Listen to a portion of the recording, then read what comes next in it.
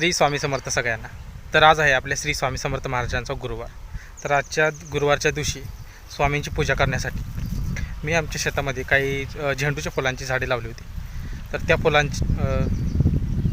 त्या झाडांना ते फुलं आली होती, ती मी गुरुवारसाठी राखून ठेवली होती. आता हे मी पिशवीमध्ये तोडलेत.